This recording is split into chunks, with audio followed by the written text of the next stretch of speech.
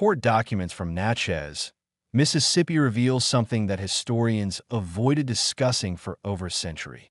A child barely paced his 12th birthday held absolute authority over 247 human beings. The overseer's ledger, discovered in 1989 behind a courthouse wall during renovations, contains detailed records of daily operations spanning 18 months. Every entry signed in a practiced, careful hand that belonged to someone who hadn't yet reached his 13th year. What makes these documents particularly disturbing isn't their existence, but what they meticulously document punishment methods so calculated, so systematic that experienced plantation managers from neighboring estates reportedly refused to visit the property. The local sheriff's correspondence, sealed for 93 years by court order, references practices unsuitable for civilized discussion and concerns that cannot be addressed through conventional legal channels.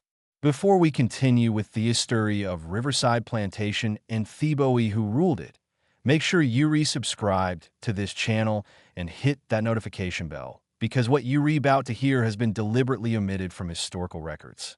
Also, leave a comment telling us what state or city you're listening from. Now, let's uncover what really happened when a child inherited absolute power. The spring of 1855 transformed Natchez society in ways that wouldn't be fully understood until decades after the war ended. Natchez stood as one of the wealthiest cities in America before the war. Its prosperity built on cotton and a labor of thousands who had no choice in the matter.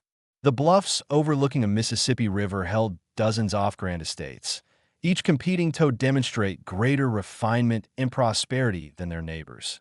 Riverside Plantation occupied 700 acres of prime bottomland, producing cotton that fetched premium prices in New Orleans and Liverpool. The Hargrove family had established themselves among Natchez elite through 3 generations of careful marriages and shrewd land acquisitions. Thomas Hargrove commanded respect, not through inherited position but through reputation. He ran his operation with mechanical efficiency, maintaining detailed records of every aspect of production. His wife, Caroline, came from Charleston with connections that opened doors throughout the South's commercial networks.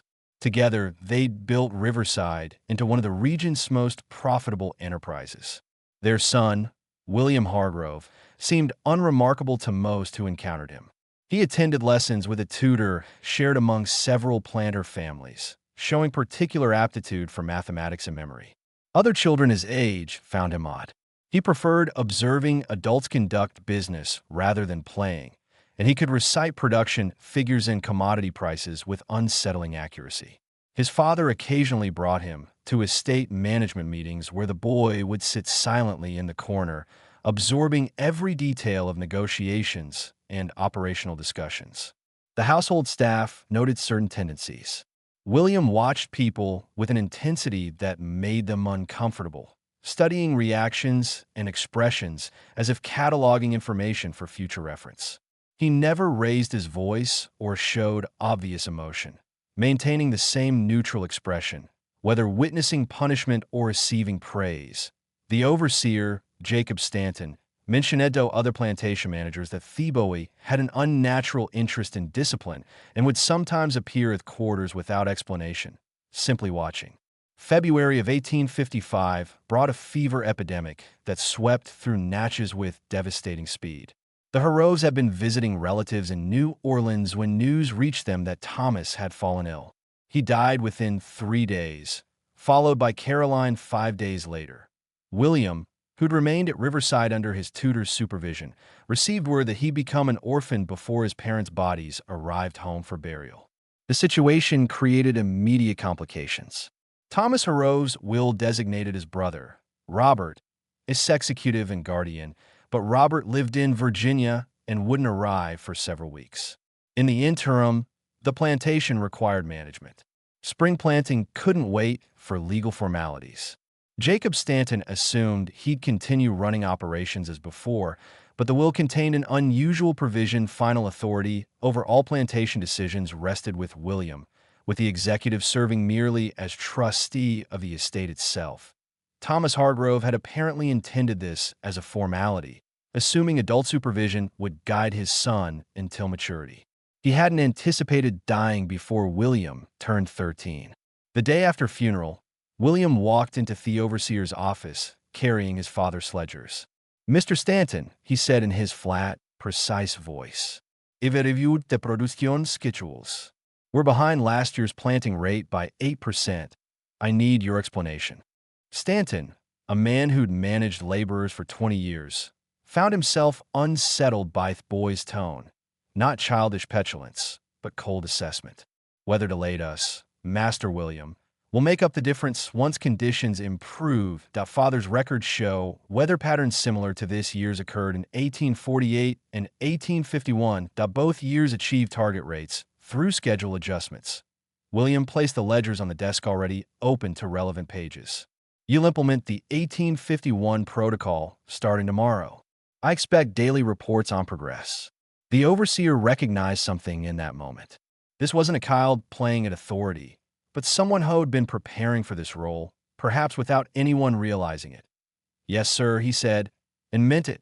Word spread quickly through Natchez that young Horov had assumed active management of Riverside. Neighboring planters expected a disaster. A child couldn't possibly run an operation of that scale. They waited for appeals to the executive for chaos as the estate collapsed. Instead, something else happened. Production increased. William implemented his father's systems with rigid precision, but he added his own modifications that he required detailed reports on every aspect of operations, cross-referencing information to identify inconsistencies.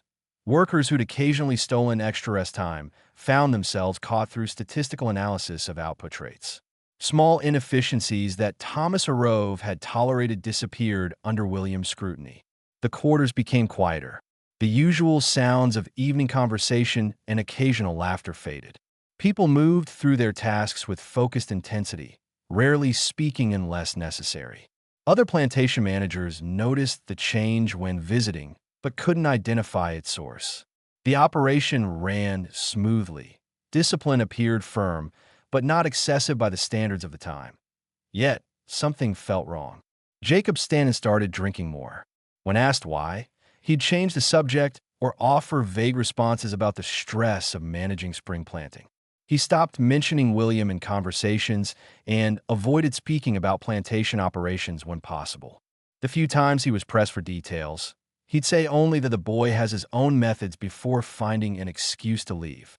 April brought an incident that revealed something of those methods to the wider community. A man named Samuel, who worked in the cotton house, was accused of deliberately damaging processed cotton by allowing moisture exposure. The damage amounted to perhaps 40 pounds offaber, a minor loss by plantation standards, easily written off. Samuel insisted it was an accident, that rain had blown through an open window before he could close it. The overseer believed him and prepared to assign extra work as punishment. William overruled him. "The cotton house windows face south," William said, reviewing the report. "Wind comes from the northwest this time off year. Rain couldn't have blown through that window under natural conditions." He looked at Samuel with those flat, studying eyes. "You opened that window deliberately and left it open. The question is why?" Samuel maintained his innocence, but William had already decided. "You'll receive standard punishment," he said. 5 lashes for destruction of property. Mr. Stanton will administer them tomorrow at dawn." This seemed reasonable. Harsh perhaps for an accident, but within conventional bounds, the household relaxed, assuming William would follow his father's practices. They underestimated how carefully the boy had observed which rules society considered enviable and which merely traditional. The next morning, Stanton prepared the usual location and implements. William appeared just before dawn and immediately identified problems with arrangement. "Father's punishment area is inadequate." He said it allows the punished individual to maintain some dignity through limited visibility. That defeats the corrective purpose. He'd identified a different location, a small rise visible from multiple areas of the property. "We'll use this spot instead. And Mr. Stanton, you're too experienced at this. Your technique minimizes actual pain while satisfying legal requirements. That's not acceptable. Marcus will administer punishment instead." Marcus had never wielded a whip before. His inexperience meant the punishment would be clumsy, unpredictable, and far more painful than necessary. Several people protested, including Stanton.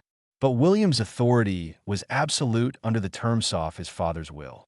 What followed wasn't technically illegal or even unusual in its severity. 5 lashes remained 5 lashes, but William had understood something. The legal restriction counted strokes, not suffering. An experienced overseer could administer punishment that satisfied legal requirements while minimizing actual harm. An inexperienced hand made each stroke an unpredictable agony. Samuel survived, though he required 3 days to recover enough for light work.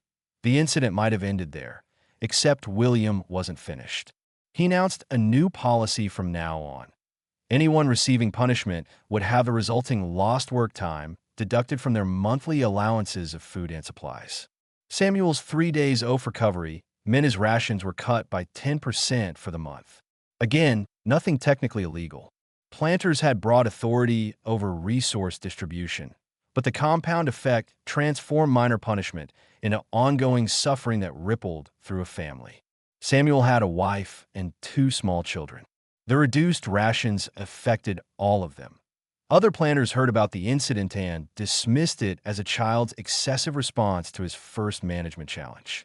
William would learn moderation with experience. They assured each other. They completely misunderstood what they were witnessing. The boy hadn't lost control or acted from emotion. He'd carefully analyzed the situation and identified a gap between legal restrictions and actual practice, a space where he could operate with impunity. More importantly, had discovered that compound consequences, each individually defensible, could create effects far exceeding their apparent severity. He began exploring that space systematically. Through late spring and into summer, William refined his approach to plantation management. On paper, everything appeared conventional. Punishment rates remained average for the region. Production meter exceeded targets. No unusual incidents drew official attention. But the character of daily life at Riverside changed in ways difficult to articulate to outsiders. William had realized something that other planters either didn't recognize or chose to ignore. Most plantation rules existed not for management efficiency, but for the psychological comfort of the owners. His father had maintained certain practices because they allowed him to see himself as a reasonable man running a necessary operation. William felt no need for that self-deception. He followed the letter of every law and custom while systematically eliminating anything that served only to ease consciences. The result was a place where everything legal was done with mechanical efficiency, stripped of any tempering mercy. He eliminated his father's practice of allowing people to visit family members on neighboring estates on Sunday afternoons. Nothing required such visits. They were courtesy, not obligation. William saw them as inefficient use of time and potential security risks. The policy ended. He implemented what he called efficiency monitoring, requiring detailed reports on time spent on every task.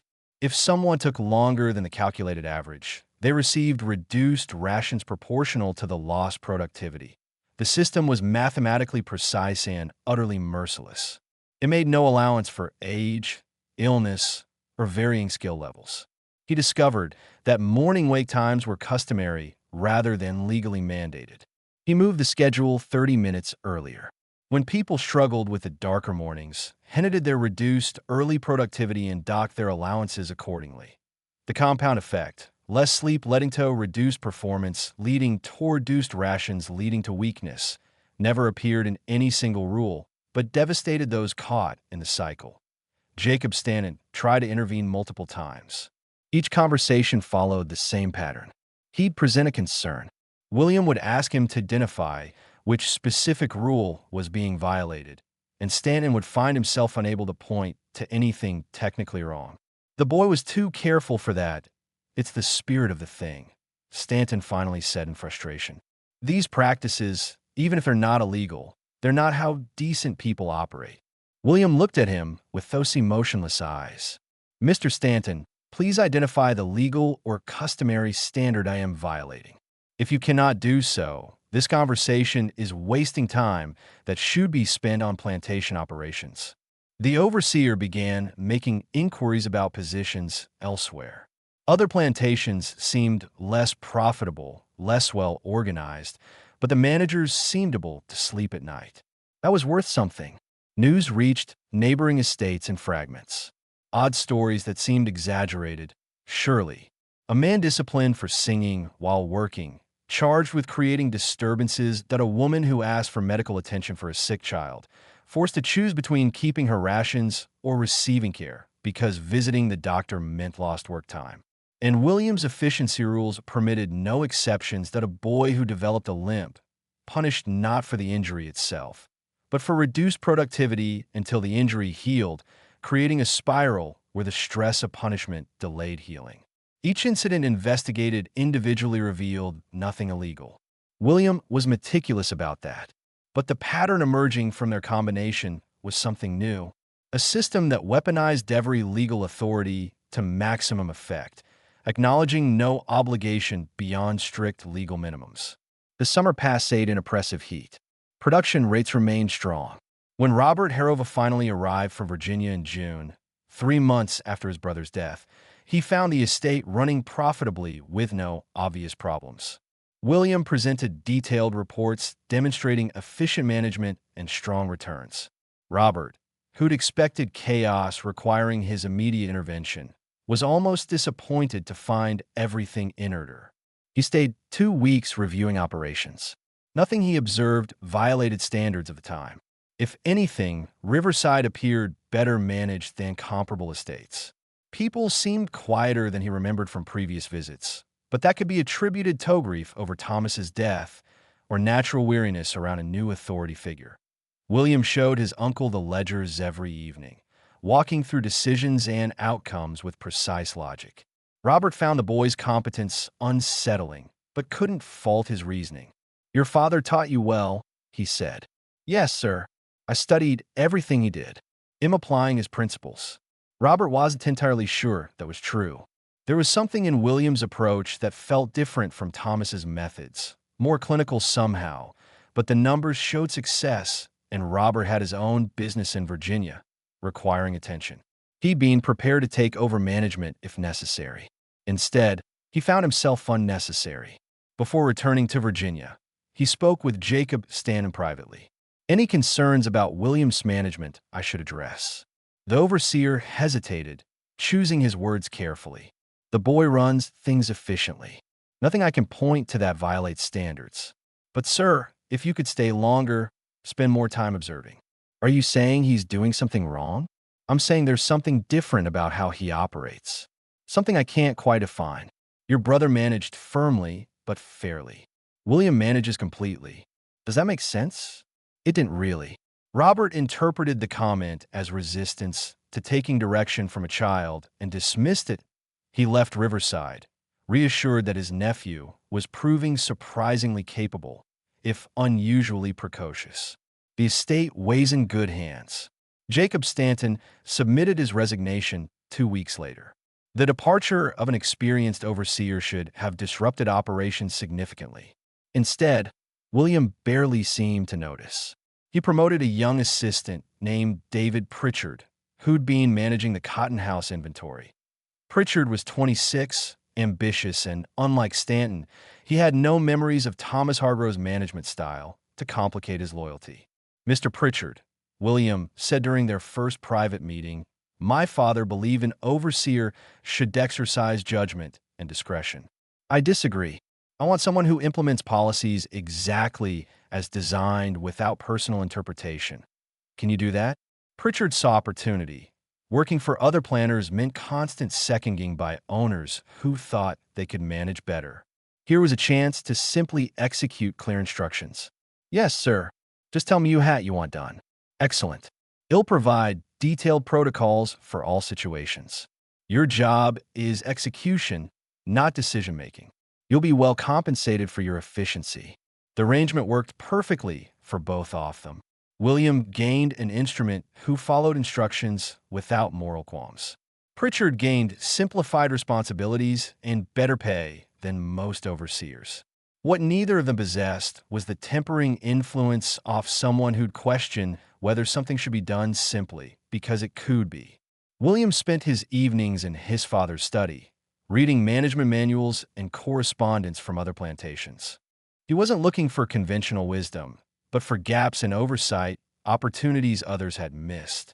He filled notebooks with observations and calculations, developing increasingly sophisticated systems for extracting maximum productivity while remaining technically compliant with all regulations. He discovered that punishment timing mattered as much as severity. Administering discipline immediately after violation was customary, but not required. He began delaying punishments by several days, during which the accused would bury a sign to the hardest labor available. By the time the formal punishment occurred, the person was already exhausted, making the same legal penalty far more devastating. Again, nothing illegal, just careful manipulation of allowed discretion. He realized that family relationships created vulnerabilities that could be exploited systematically. When someone's productivity dropped, William would reduce rations not just for that person, but for their entire family unit. Parents would work themselves to collapse, trying to prevent their children from suffering. The efficiency gains were remarkable, and no law prohibited proportional resource distribution. He identified that medical care, while morally expected, wasn't legally mandated for anything short of life-threatening injury. He began requiring people to choose between seeking treatment and maintaining full rations. Minor injuries that could have healed with a few days' rest instead feeded for weeks, as people pushed through pain to avoid the economic penalty of recovery time. Each innovation was documented carefully in the ledgers. William maintained meticulous records not just of productivity, but of the mechanisms driving it. He was conducting an experiment in discovering exactly how much suffering could be legally inflicted in pursuit of efficiency. Neighboring planters noticed the change in indirect ways.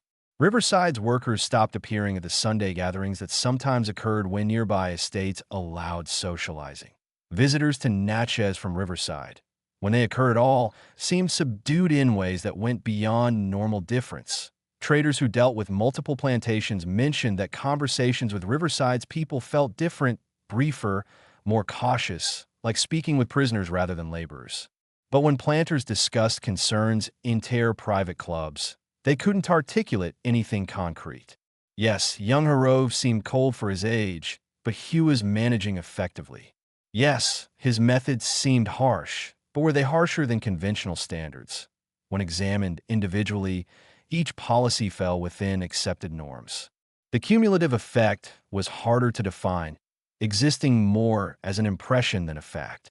Some attributed the atmosphere to William's youth. Perhaps workers were unsettled by taking orders from a child and would adapt with time. Others suggested that losing both parents had understandably affected the boy's temperament. A few recognized something darker, but convinced themselves it would moderate as William matured. They were wrong about that. William turned 13 in August of 1855, and his uncle sent a letter of congratulations and a gift, a leather-bound journal for recording his observations and decisions as a planter. William began using it immediately, filling pages with detailed analyses of human behavior under varying conditions of stress and deprivation. The entries read like scientific observations, clinically documenting cause and effect, with no trace of empathy or moral consideration.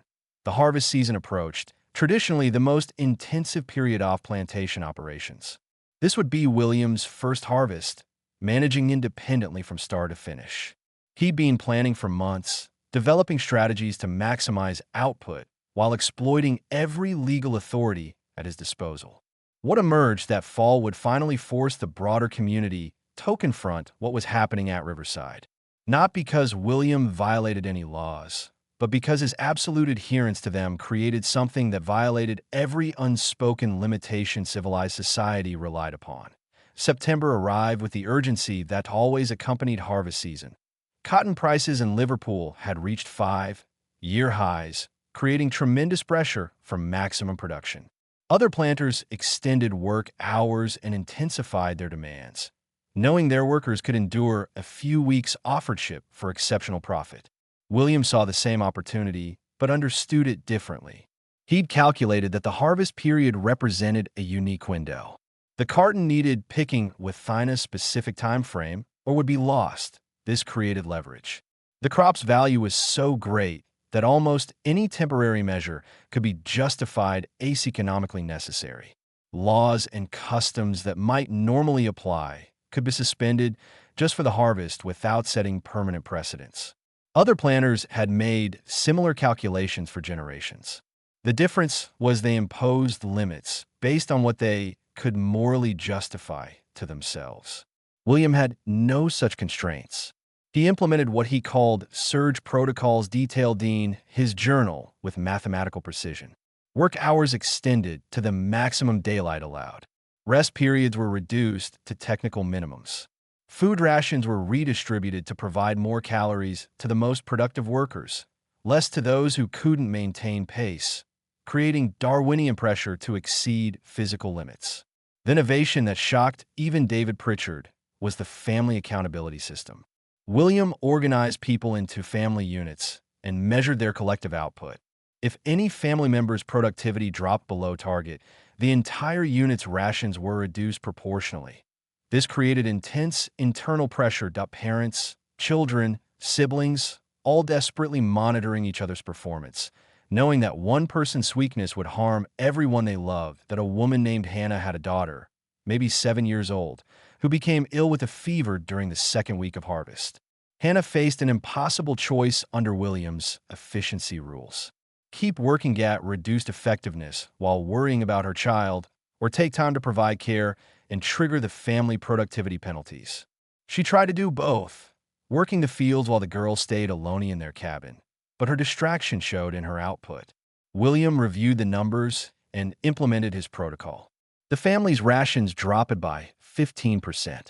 Hannah's husband, Robert, worked himself to exhaustion trying to compensate, picking cotton until his hands bled. Their other 2 children, both under 10, were added to the field crews to boost family productivity. The 7-year-old, still feverish, was brought to the edge of the field so Hannah could check on her during the brief rest periods. The child's condition worsened. Hannah begged for permission to take her to the doctor in Natchez. William consulted his protocols and explained the choice. She could make the trip, but the lost work time would trigger additional family penalties and medical expenses would be deducted from future rations, or she could continue working, and if the child's condition became life-threatening, which he would determine based on clearly defined symptoms, he would authorize medical care at a state expense. This was the cruelty of William's system. Every choice was technically available, but each came with calculated consequences that made the humane option nearly impossible to choose. Hannah kept working. The 7-year-old died on the 4th day of her fever. William recorded the death in his ledger with clinical precision. Harvest day 16. Family unit age 12 reduced by 1 juvenile non-productive member. Minimal impact on unit efficiency. Medical expense avoided $8. Note, grief period traditionally granted in such cases, but harvest timeline critical. Grief accommodation deferred until post-harvest. Hannah received 2 hours to bury her daughter, then returned to the field because the alternative was watching her surviving children starve. Word of this incident spread to neighboring estates despite William's attempts to restrict communication. The planters' reaction was complex. Everyone understood that harvest season required hard choices, that operations couldn't stop for every individual tragedy. Deaths occurred on all estates. That was the brutal reality of the system. But something about William's calculation, the explicit economic analysis of a child's death disturbed even men who'd made similar choices themselves. The difference, they realized, was that they'd convinced themselves such decisions were reluctant necessities made with regret. William demonstrated no regret, only mathematics. He'd stripped away the moral pretense they all relied upon to sleep at night, exposing the raw mechanics of their world with uncomfortable clarity. A group of planters visited Riverside in late September, ostensibly to discuss regional cotton prices, but actually to assess the situation. William received them cordially, offering refreshments and detailed production reports. The estate looked well organized, the fields productive, operations running smoothly. Nothing appeared obviously wrong. They tried to raise concerns obliquely. "We've heard your harvest practices are quite intensive, William." "Yes, sir. The surge protocols I've implemented have increased yield per acre by 17% over last year." "Would you like to see the analysis?" "I'd be happy to share the methodology. We're more concerned about the welfare of your people during this intensive period. All legal requirements are being met precisely. I have documentation if you'd like to review it. Rest periods comply with state guidelines.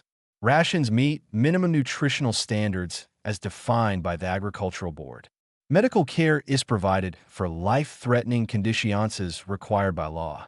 "Is there a specific regulation you believe is being violated?" They couldn't identify one. That was the problem.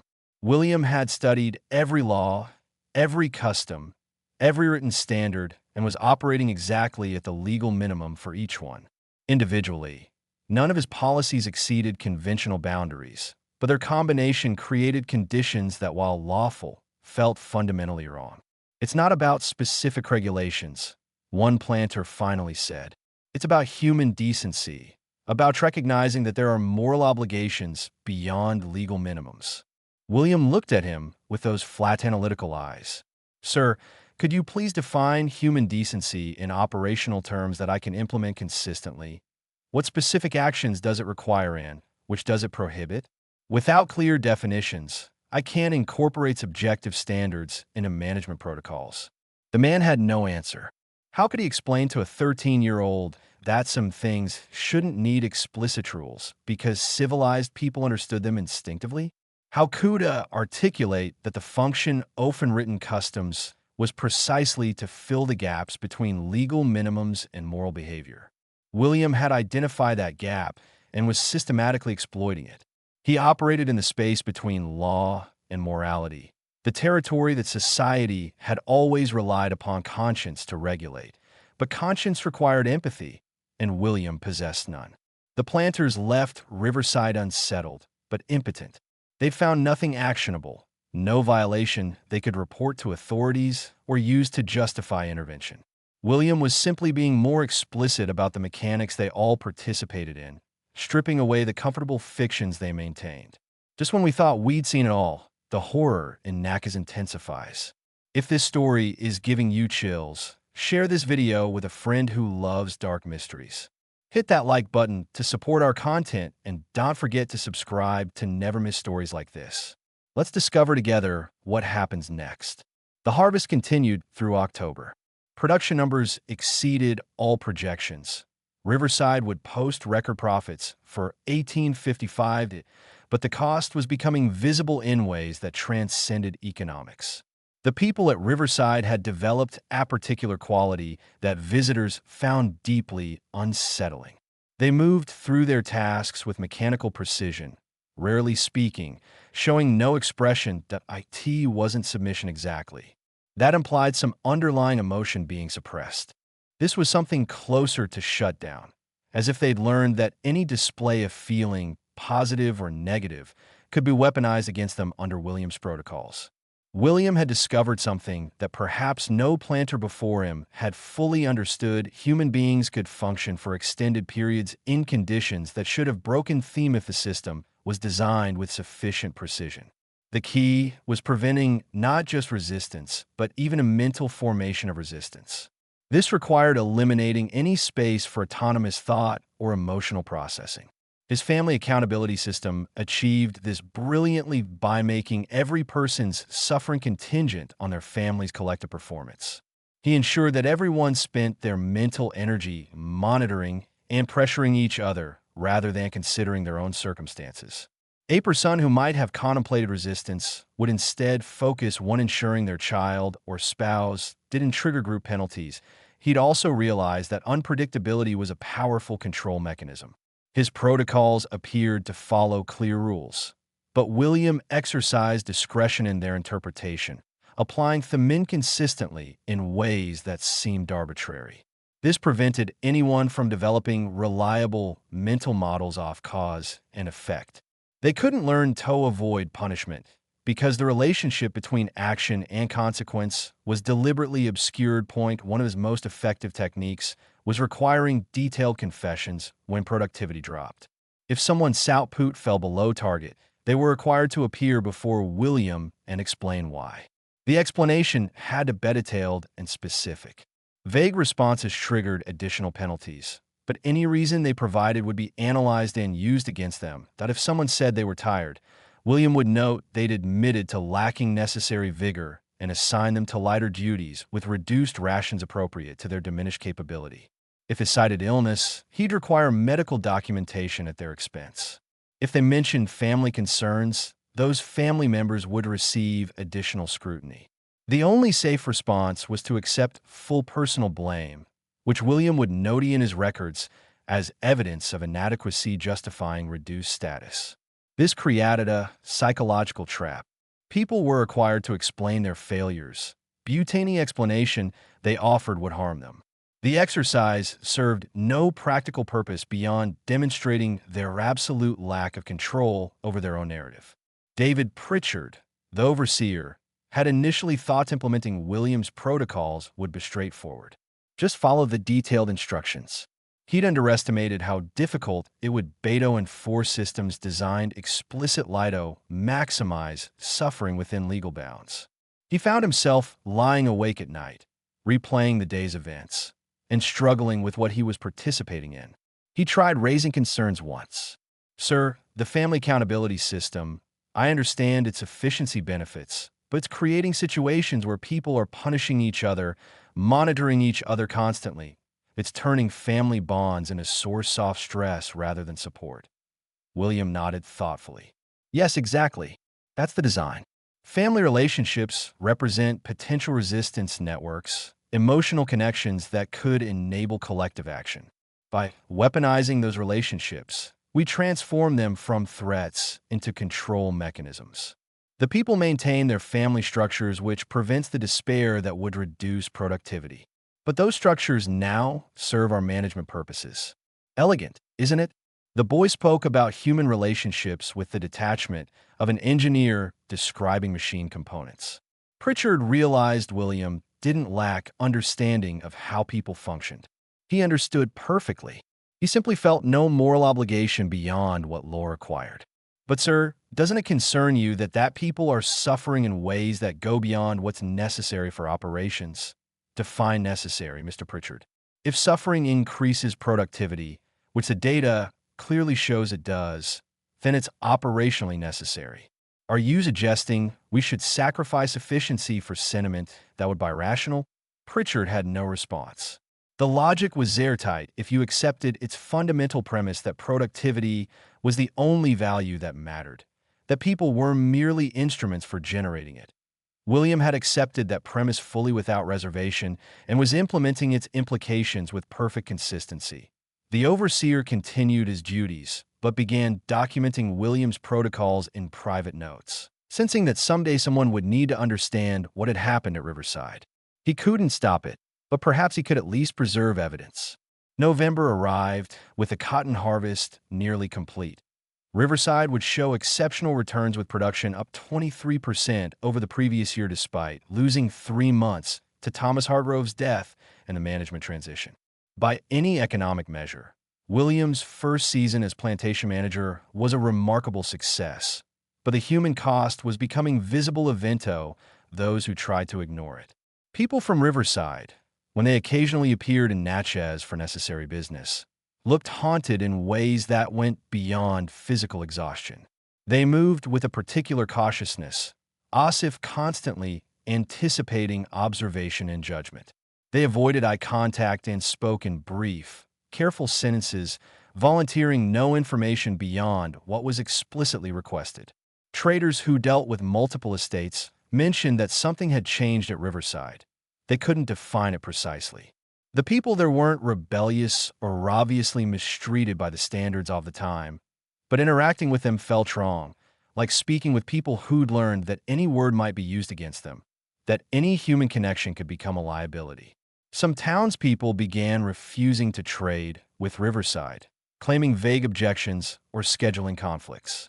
They didn't want to articulate their real concern that witnessing the results of William's management made them complicit in something they couldn't defend, even to themselves.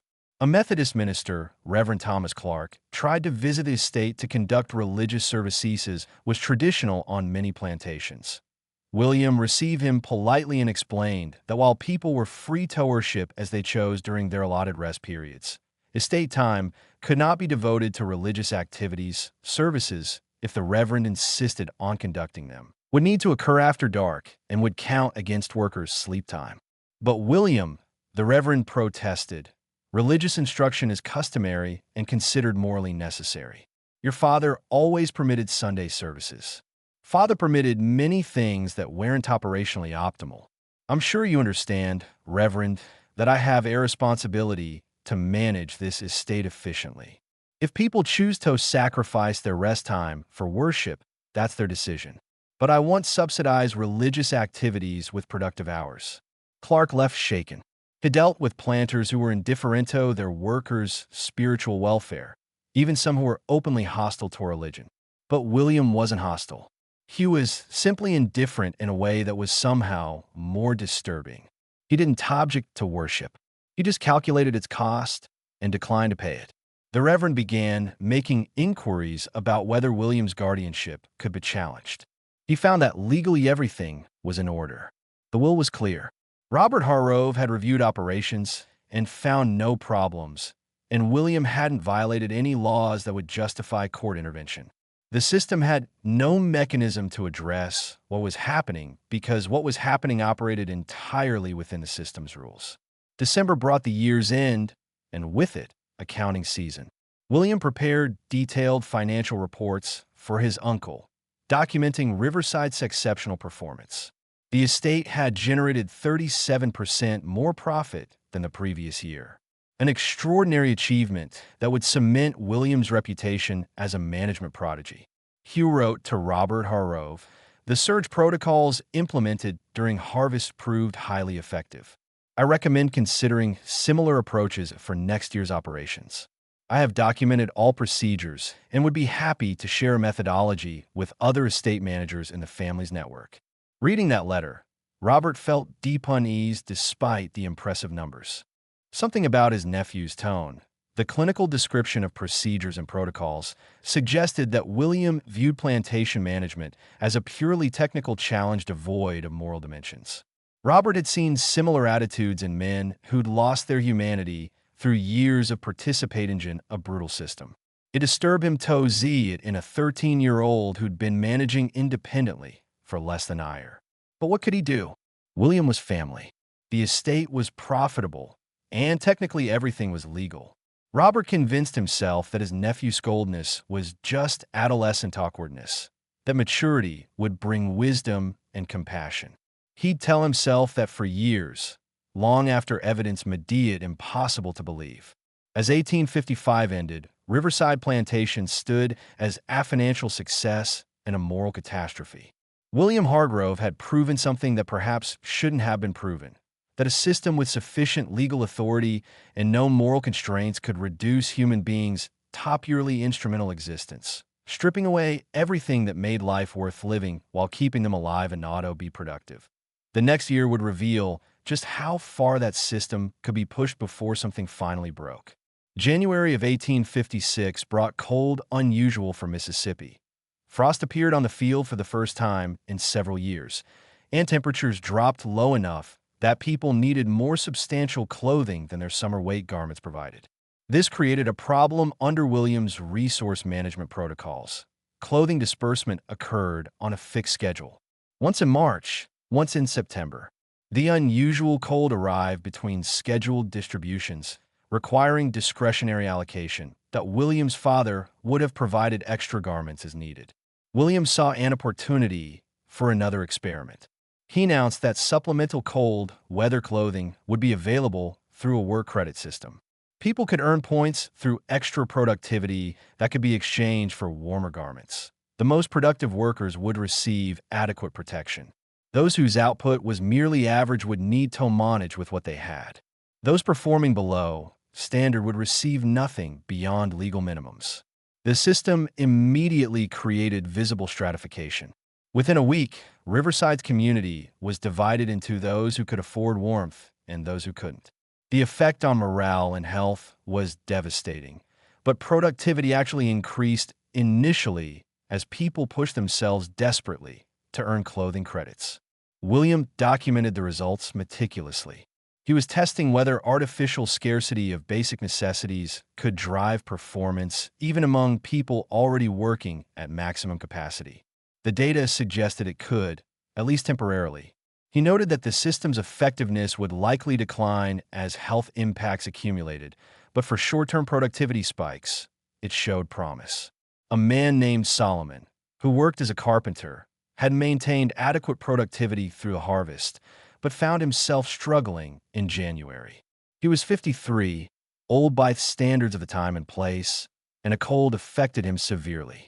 His output dropped 15% in 2 weeks.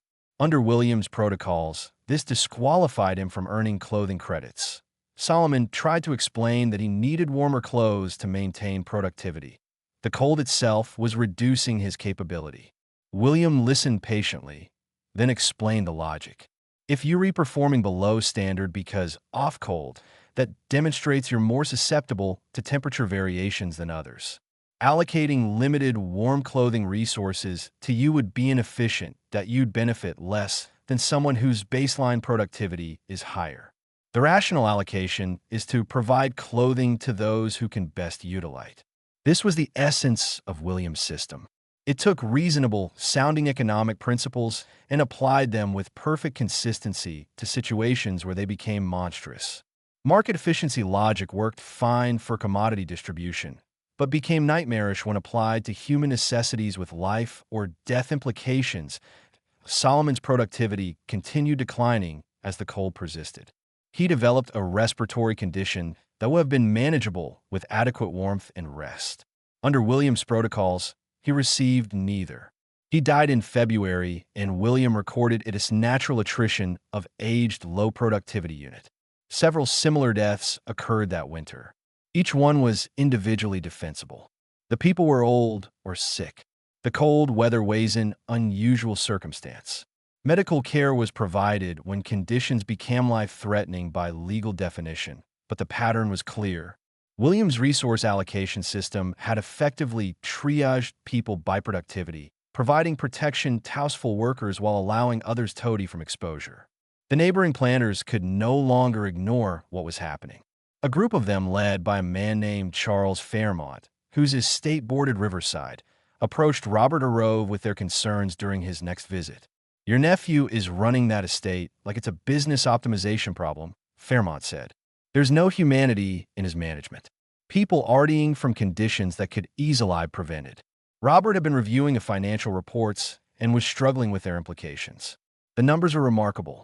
Riverside was now the most profitable estate per acre in the region. But the methods producing those returns were difficult to defend. Evento himself. "Is William breaking any laws?"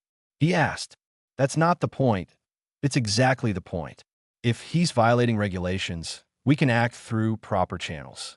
If he's not, what you're really asking is whether Weshold intervene in a legal operation because we're uncomfortable with its methods." Fairmont struggled to articulate the problem.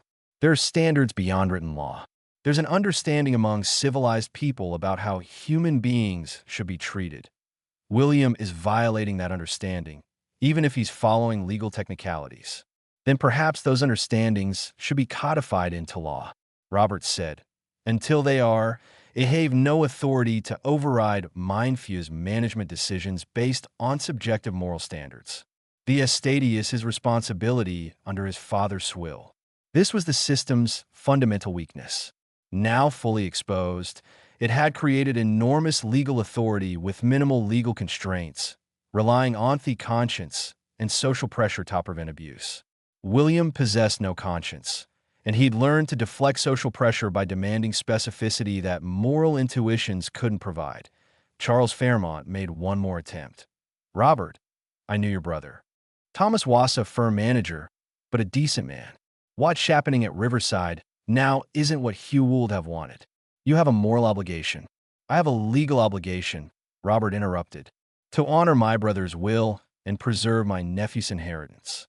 Unless you can show me specific violations of law or demonstrate that William is mentally unfit for management, which his financial results clearly refute, I can intervene. I am sorry, Charles. It truly am. But this is a legal matter, and legally everything is in order. The planters left frustrated and frightened. They'd realized something. The system they all participated in had no internal mechanism to prevent what William was doing. Every safeguard they'd relied upon, conscience, social pressure, unwritten customs, moral intuition failed when confronted with someone who simply ignored them while following every explicit rule. If William could operate this way with impunity, what prevented others from adopting similar methods? The question haunted them because they knew the answer. Nothing prevented it except their own choice to maintain moral constraints the system didn't require. William had revealed that those constraints were voluntary, and voluntary restrictions in a competitive environment inevitably erode. Some of them began questioning their own practices, recognizing similarities between what they did and what William did, differences of degree rather than kind.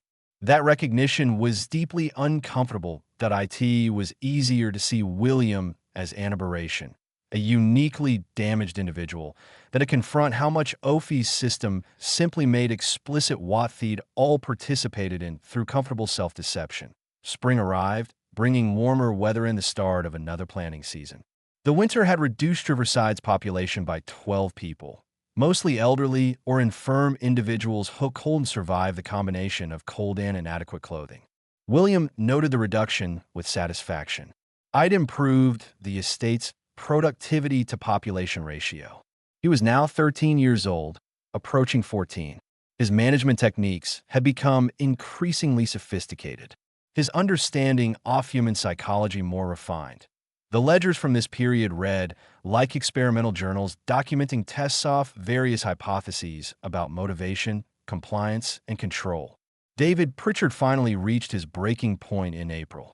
He'd spent months implementing protocols that violated every instinct possessed, watching people suffer under systems he helped enforce. The money was good, but it couldn't compensate for what it cost him to look in a mirror. He submitted his resignation and, in a moment of conscience that he knew was futile but couldn't suppress, included a detailed letter describing William's management methods and their human consequences. Someone needs to know what's happening here, he wrote to Robert Hargrove. Even if nothing can be done legally, someone needs to understand what this boy has created. William accepted the resignation without apparent concern. Thank you for your service, Mr. Pritchard. Your implementation of the protocols was adequately efficient. They'll provide a positive reference if you need one. The casual dismissal was somehow more chilling than anger would have been. Pritchard left Riverside feeling like he'd escaped something, though he'd carry guilt about his participation for the rest of his life. William promoted another assistant and continued operations without disruption. He'd learned that overseers were interchangeable. The protocols were sophisticated enough now that they implemented themselves. He needed someone to execute instructions, not to think. That was easily replaced. A spring planting progressed. Whispers about Riverside spread through the regional network of estates. William's methods were discussed in private clubs and church meetings, always in tones mixing horror and fascination. Some planters condemned his approach as inhuman. Others wondered quietly whether his techniques might be adapted for their own operations. The efficiency gains were undeniable after all. A few men began implementing modified versions of William's protocols. Not the full system, they assured themselves, just selective elements that seemed particularly effective. The work credit systems, the family accountability metrics, the calculated delays in punishment. They told themselves they were applying these tools humanely with proper moral constraints. William had proven the techniques worked. They would use them more responsibly. This was perhaps his most lasting impact. He'd introduced methods that once demonstrated as effective would inevitably spread through a competitive system despite moral objections.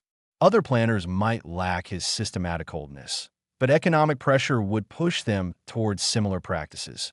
William had shifted the baseline, for what was considered acceptable through sheer proof of possibility. The boy himself seemed unaware of the broader implications of what he'd done. He focused on his estate, refining his protocols, achieving ever higher productivity numbers. If he thought about his reputation at all, it was on Lido take satisfaction in being proven correct. His methods worked, and efficiency was its own vindication. By summer of 1856, Riverside had become Ada's case for a question that society wasn't ready to confront. What happens when someone with absolute legal authority and no moral constraints operates a system designed to give humans power over other humans? William had provided an answer documented in meticulous detail across hundreds of ledger pages. The answer was worse than anyone wanted to believe possible.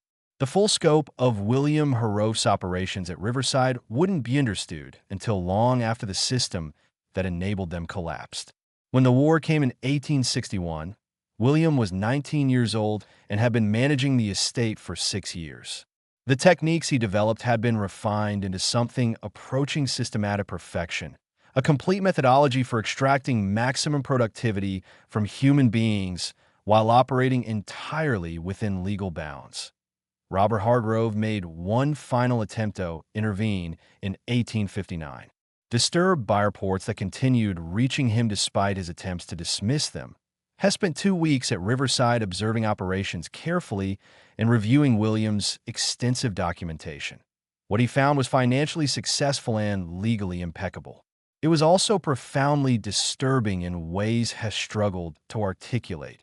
"William," he said during their final conversation before returning to Virginia, "I can't point to any specific regulation you're violating, but there's something fundamentally wrong with how this estate operates. The people here aren't living. They're merely surviving. There's no joy, no hope, no dignity. That has to matter." William looked at them with those same emotionless eyes he'd had as a child now in a young man's face. "Uncle Robert, I appreciate your concern, but I've been entrusted with managing this property profitably within all legal constraints. That's precisely what I'm doing. If you believe the legal constraints are insufficient, I'd encourage you to advocate for different laws. But I can't manage based on subjective feelings about dignity or hope. Those concepts aren't operationally defined." Robert left knowing he'd failed. His nephew had become something he couldn't fully comprehend. A person who understood human nature with perfect clarity, but felt no obligation beyond law and efficiency. It was like watching someone perform complex moral mathematics while completely lacking the underlying axioms that gave the equations meaning. The war disrupted everything. Of course, William joined a Mississippi regiment in 1861, leaving Riverside under temporary management. He served as a logistics officer, applying the same methodical approach to military supply chains they'd used on the plantation. His efficiency was noted in multiple reports. His coldness was remarked upon by fellow officers who found him unsettling to work with. He survived the war and returned to find Riverside in chaos. The system he'd built had collapsed, not through internal revolution, but through external force. The people he'd managed with such calculated precision were gone. Some fled. Others simply disappeared into the confusion of war and reconstruction. The state itself was damaged. The infrastructure deteriorated, the records scattered. William attempted to rebuild through the 1870s, but the new labor system didn't permit the absolute control he'd previously wielded.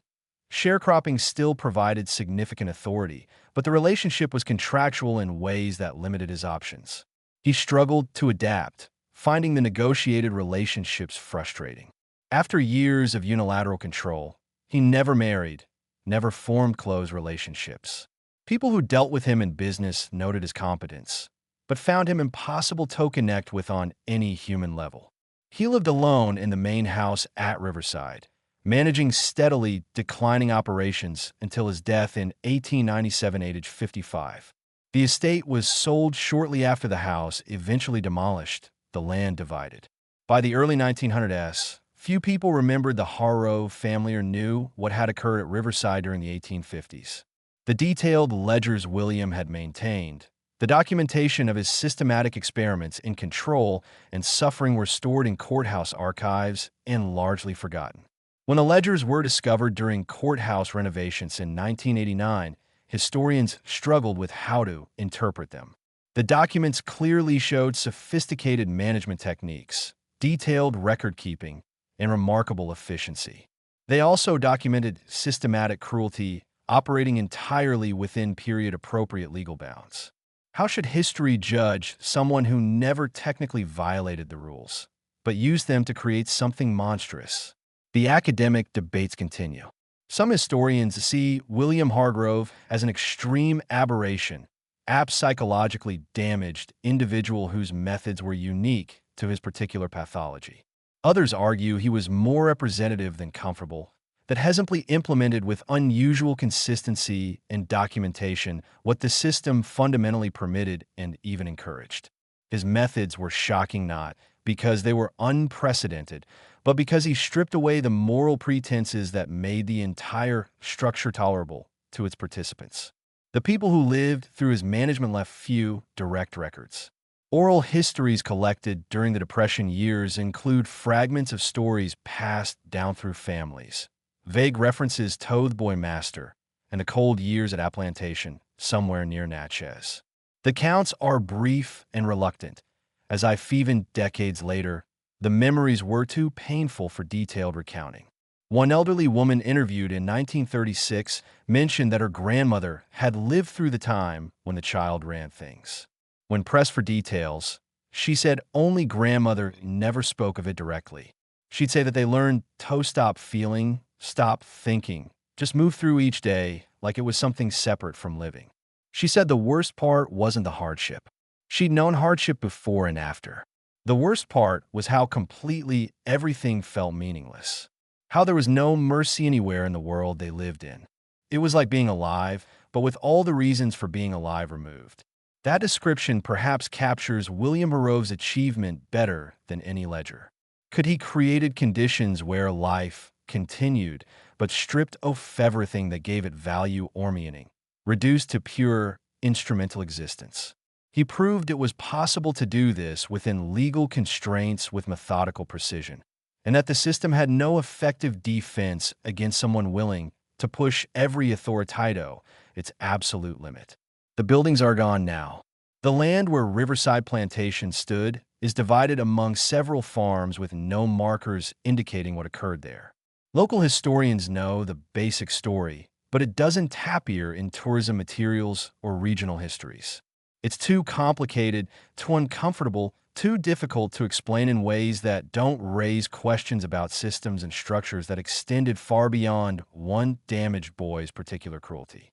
What remains is a warning embedded in courthouse documents and obscure academic papers. Legal systems can't rely solely on moral intuition to prevent abuse. Every grant of power needs explicit constraints, not just because people might be evil, but because systems can be operated with perfect legality by those who lack any moral foundation beyond what law requires. William Hargrove proved that at age 12, and the proof is documented in his careful handwriting across hundreds of soft ledger pages that almost no one reads anymore.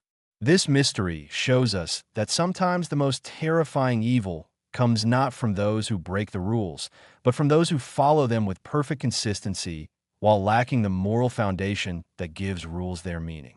What do you think of this story? Do you believe everything was revealed? Leave your comment below if you enjoyed this tale and want more horror stories like this.